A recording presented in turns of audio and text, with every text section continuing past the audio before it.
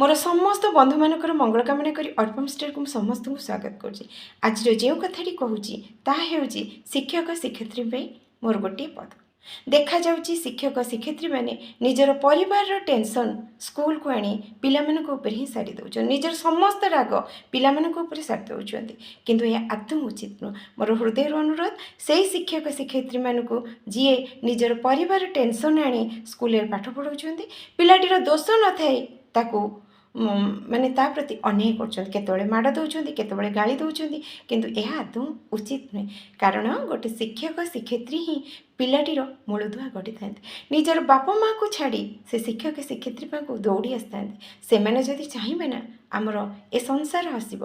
कारण पिला मैंने जदि उचित शिक्षा पाई थांती तेबे से संसार रे गोटे सुपिला हेकी परिचय सृष्टि करते।